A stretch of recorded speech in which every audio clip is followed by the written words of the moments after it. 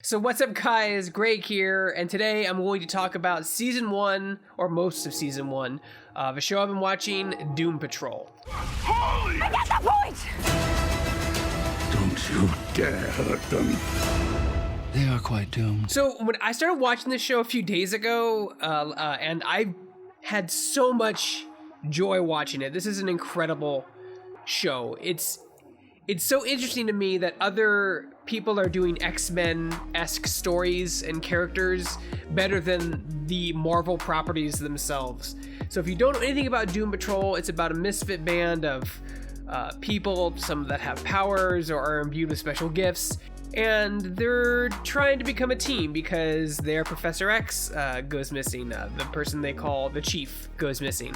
That's the whole story, and Alan Tudyk plays a villain called Mr. Nobody, and he's absolutely brilliant as the narrator, as he's telling it from his perspective of the story. Well, kind of, it goes in and out. As someone who's never read a Doom Patrol comic or knows anything about them, I find them really interesting. I don't know how much the story has changed from the comic. Maybe people really don't like it because it's too different, I don't know, but as someone who knows nothing about these characters in this world, it sucked me right in from the beginning. It's not that it's raunchier or more violent, which it is compared to a lot of the Marvel Netflix shows. It's just, it has that thing that I've been craving for since Disney did their 20-year deadline of Avengers stuff. I want my X-Men. I want an X-Men movie. I want more X-Men. I keep seeing Avengers everywhere, but I want X-Men, and this is so good.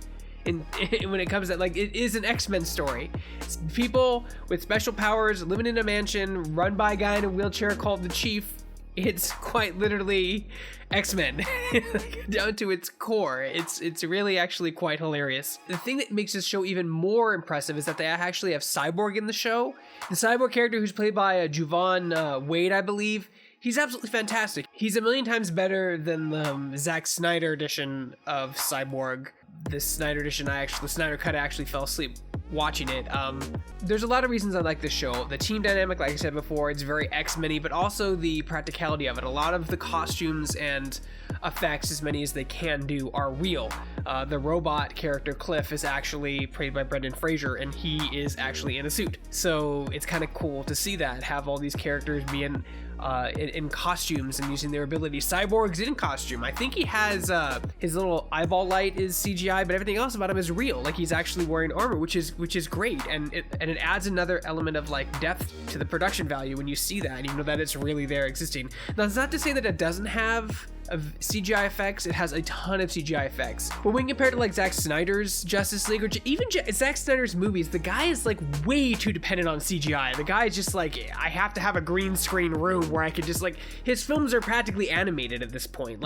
There isn't a single shot in any of these movies, I think, that don't have an element of green screen or a large amount of CGI effects, just characters talking. I think the Batcave scene would be the closest that he had to actual just having people talk on a set. Because he's such in a rush to get to the next big CGI animated sequence, and it's a damn shame. It's okay to have characters to talk it out and not be in a non-stop high-octane thrill ride, as I like to call it in films. I don't want to make this video too long, but if you have HBO Max, if you're an AT&T subscriber, HBO Max is currently free with the promotion they have, and that's how I discovered it. At the time when this came out on DC Universe Online, or DC, their streaming service, which is now gone. It was bad timing for me. I didn't have enough time to absorb content, and for me personally, I'm always late when it comes to television shows. But if you're like me, if you're out there and you're really tired of the Zack Snyder Justice League movies, and you're tired of Avengers just being everywhere, and you really want an X-Men-esque show, do yourself a favor and watch Doom Patrol. It's absolutely fantastic from beginning to end.